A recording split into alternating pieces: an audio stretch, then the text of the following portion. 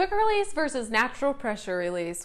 In regards to your Instant Pot, do you know what that means? Do you know the difference or when to use what? I'll let you know. Stick with me.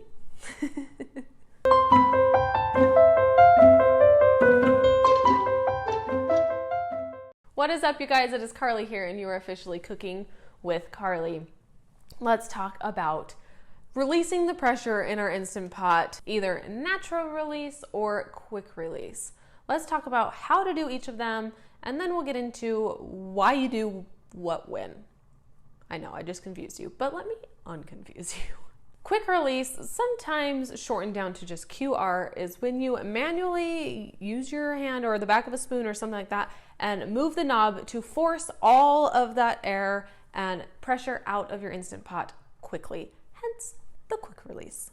Natural pressure release, sometimes called NPR, is when you let the Instant Pot come back to normal pressure on its own. So if you just let the Instant Pot sit and do nothing, eventually it will come back to normal pressure and you'll be able to take the lid off without ever turning that knob. Most recipes will call for a natural pressure release for a certain period of time. So after that certain period of time is up, then you can quick release the rest of the pressure. For example, my creamy ziti recipe calls for a 6-minute cook time and then a 6-minute natural pressure release. So we cook it for 6 minutes, let the pot sit and chill and do nothing for an additional 6 minutes, and then we turn the knob to release the rest of the pressure.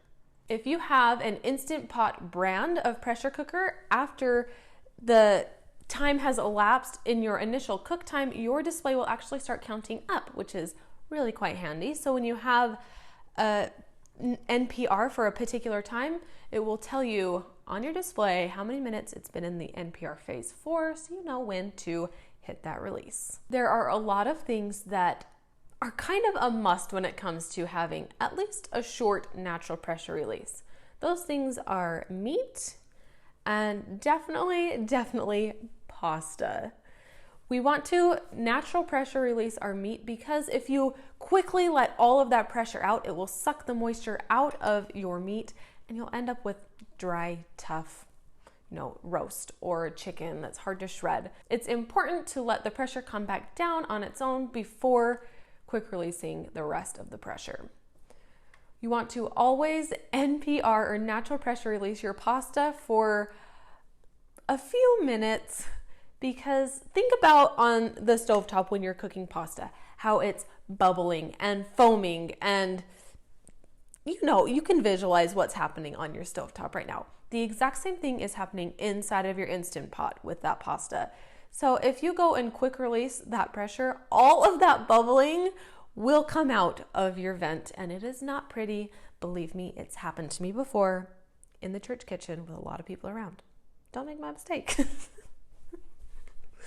So it is important to let your Instant Pot chill and let all of that foaming and bubbling chill out for a little bit before releasing the pressure. For pasta, a good rule of thumb is to follow a recipe because the NPR will always be accounted for, and so the pasta will not get overcooked. It is important to remember that while the Instant Pot is naturally releasing its pressure, things are still very, very hot and pressured inside of your Instant Pot, so things will continue cooking. If you're enjoying this video, make sure to give it a thumbs up, subscribe to my YouTube channel, hit the notification bell, comment below, let me know if you have any further questions with natural pressure release versus quick release, and if you're needing more lingo help, make sure to check out my Instant Pot lingo video.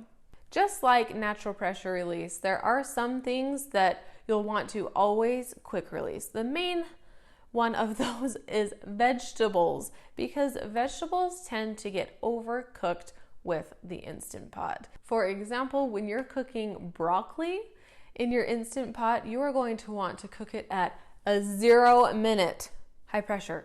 0 minutes. You can adjust it down to 0 minutes, which basically means your Instant Pot will come to pressure, and as soon as it hits pressure, it will beep and you will release the pressure. If it cooks any longer than that, you'll have mush. In fact, when I cook broccoli, I actually start with hot water in my Instant Pot to help it come to pressure even faster, so I have a little bit of crunch and crisp to my broccoli. Now I want to answer the question for what you should do if you are releasing the pressure and bubbles and liquid start coming out of your vent here. Because like I said, it has a tendency to happen with pasta because all of that science experiment is happening inside of your Instant Pot. The best thing for you to do is to grab the end of like a long spoon and close the vent. Just close it up, let it chill for 30 seconds, a minute, and then give it a try again until you can get all of that pressure out. Don't just let it go because you will have quite the mess to clean up. As always, I suggest following tested recipes that are guaranteed for your success because the recipes will take into account the natural pressure release that's needed so your meat doesn't dry out, so your pasta doesn't boil out.